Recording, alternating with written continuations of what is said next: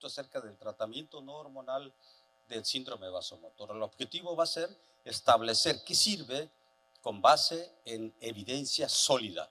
Y para eso nos propusimos esta agenda en donde hablaremos de introducción, hablaremos de aquellas terapias que no ocupan una receta, las que sí lo ocupan, qué otros tratamientos tenemos y después daremos nuestras conclusiones.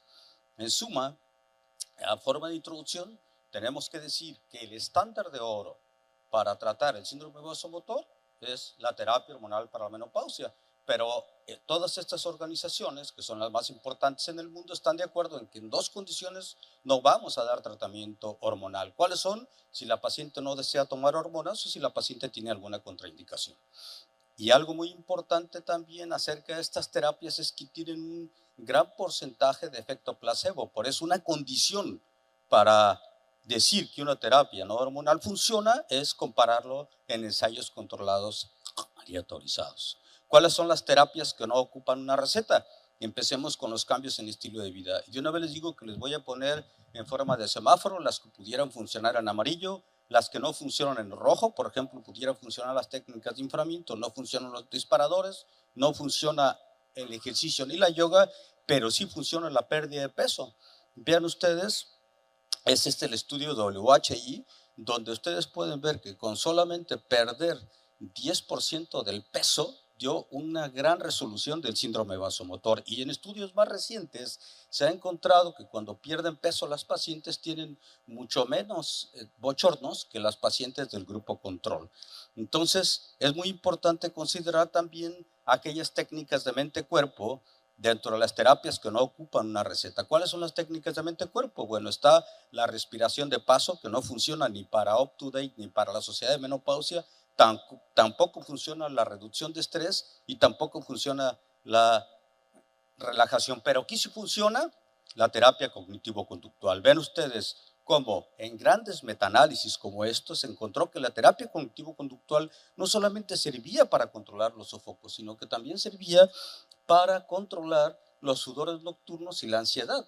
Y este es el resultado con el tratamiento, y este es después de que se acabó el tratamiento. Vean ustedes, está arriba del 70%. ¿Qué funciona dentro de las técnicas de mente-cuerpo, aparte de la terapia cognitivo-conductual? La hipnosis clínica. La hipnosis clínica ya se ha dado por personal bien calificado o autohipnosis clínica ahora en internet. Vean ustedes cuando se comparó con una atención estructurada que solamente disminuyó 15.38%, la hipnosis clínica disminuyó hasta el 80% del síndrome vasomotor. Entonces, esto es lo que sí funciona dentro de las terapias que no ocupan una receta. ¿Qué hay respecto a las terapias que se usan también sin receta con manejo dietario y suplementos? Tenemos dos grandes grupos. Primero, ustedes los conocen, los fitoestrógenos, y luego todas aquellas terapias, una parafernalia de terapias a base de hierbas. Revisemos primero los fitoestrógenos, que aquí mucha gente se pierde, y es muy sencillo. Los fitoestrógenos son sustancias de origen vegetal que tienen cierta función sobre los receptores estrogénicos, y solamente son 3 las familias que las pueden ver aquí: lignanos, cumestanos y las más importantes, que son las isoflavonas. Vamos a ver cada una de las familias, de dónde viene y cuáles son sus representantes.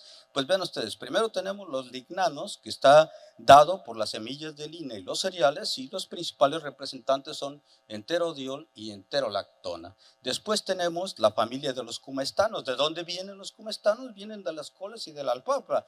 ¿Y cuáles son sus representantes? Pues vean ustedes, el cumestrol y el metoxicumestrol. Y por último, las más importantes, las isoflavonas, que vienen de la soja en otros países como en España, soya en otros países como México, o el trébol rojo. Sin embargo, a pesar de que las más estudiadas son geneisteína y daidzeína, hay otras isoflavonas. ¿Cuáles son? Bueno, las otras isoflavonas que están menos estudiadas son gliciteína, biocanina A y formonenetina. Pero las más importantes, y a estas nos vamos a ceñir, pues son geneisteína y daidzeína. ¿Cuál es el problema con estas isoflavonas? Que solamente el 30% de las mujeres tienen las enzimas en el intestino a partir de las bacterias que van a metabolizar la SNOCUOL. Y el ECUOL es el que finalmente actúa sobre los receptores estrogénicos alfa o beta, fundamentalmente el beta. ¿Y cuál es la característica de esas isoflavonas? Pues que tienen acciones tanto agonistas como antagonistas estrogénicos. Sin embargo, los estudios más recientes concluyen que no son más eficientes que un placebo. No se dejan engañar. Aquí está un gran metaanálisis que fue muy ambicioso porque revisó 70 bases de datos y sin embargo, al final, pues no fue posible realizar el metaanálisis, tuvo que hacer un enfoque estructurado porque los estudios no reunían las características científicas adecuadas para hacerlo. ¿Cuál fue la conclusión? Para no perdernos, que no se pudo demostrar ni la eficacia ni la seguridad de las isoflavonas en el síndrome vasomotor, como pueden ver acá. Tal forma que cuando nosotros revisamos estas grandes revisiones que ocupan varios estudios, pues nos vamos a encontrar que las isoflavonas son exactamente igual que el placebo para controlar el síndrome vasomotor. ¿Qué pasa con los suplementos de terapia libre, de venta libre y a base de hierbas? Pues miren ustedes, hay muchísimos de ellos. Sin embargo, yo en una sola diapositiva, tratando de ser muy conciso, vamos a revisar los más importantes, los ácidos grasos omega 3. No hubo diferencias significativas con medicina basada en evidencias en el control del síndrome vasomotor para la sociedad de menopausia. También tenemos después a otros productos como el extracto de polen, y el extracto de polen con medicina basada en evidencias, según la sociedad de menopausia, ha funcionado perfectamente porque actúa a nivel de la inhibición selectiva de la recaptura de serotonina. Entonces, el extracto de polen sí funciona. ¿Qué otro tenemos que pudiera funcionar en amarillo? La vitamina E, sobre todo en algunos productos como en México, que lo tenemos adicionada, la vitamina E, al extracto de polen. La simicifuga racemosa o cohosh negro. También se ha vendido mucho y tiene aparente acción a nivel serotoninérgico. Sin embargo, tampoco funciona para UpToDate ni para la sociedad de menopausia con medicina basada en evidencias. En penúltimo lugar tenemos al de Dioscorea o ñame silvestre.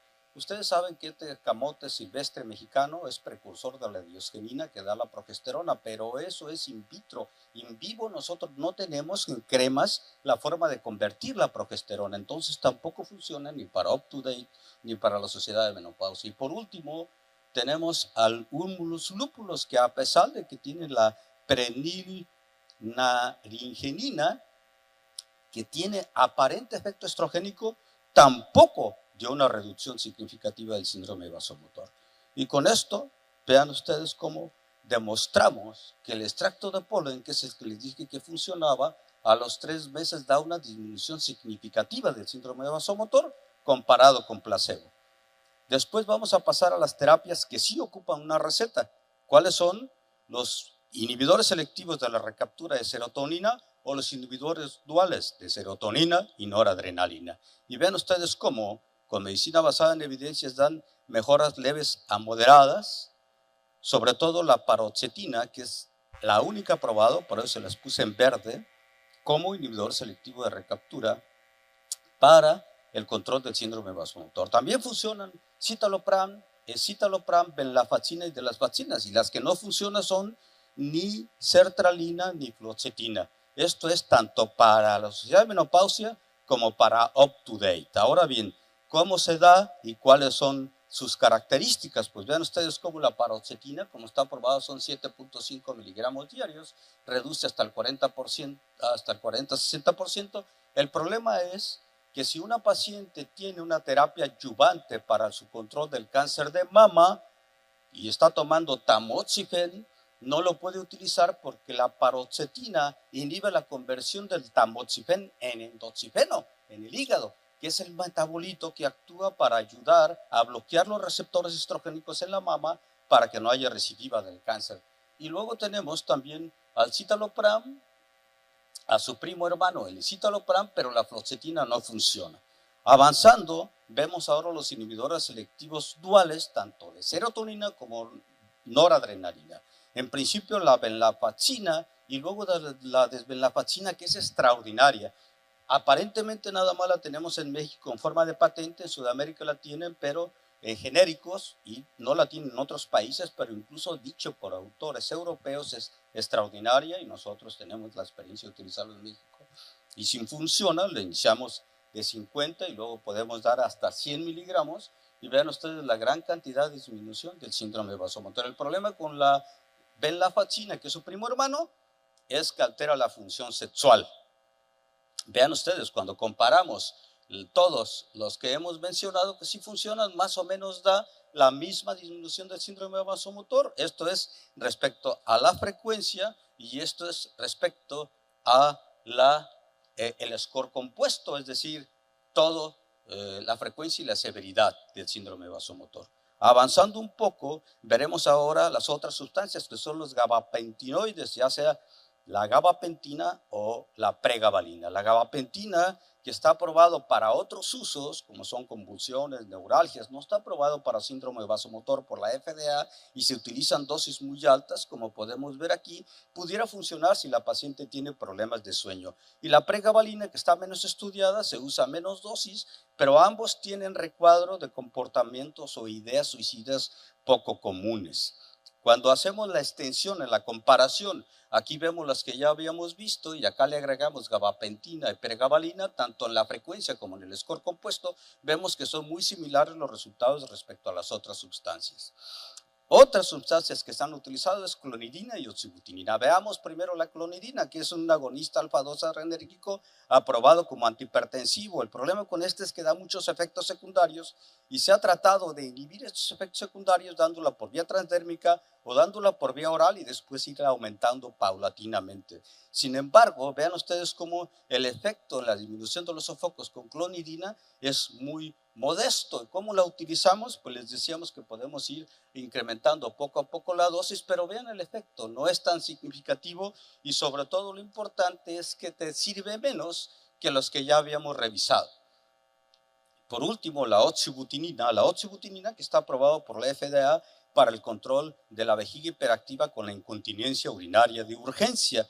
Primero se hizo un estudio con 15 miligramos y disminuyó el síndrome vasomotor, sin embargo, daba muchos efectos secundarios, entonces se hizo ahora con 5 miligramos. Y con 5 miligramos fue igual de eficaz, pero sin tanto efecto secundario. El problema de la oxibutinina es que es un anticolinérgico y todos ustedes saben que los anticolinérgicos en edades tardías te puede dar deterioro cognitivo, cualquier anticolinérgico. Vemos aquí el estudio con clonidina, como comparado con placebo, tanto la dosis de 2.5 y sobre todo la de 5 miligramos disminuyó significativamente el síndrome vasomotor.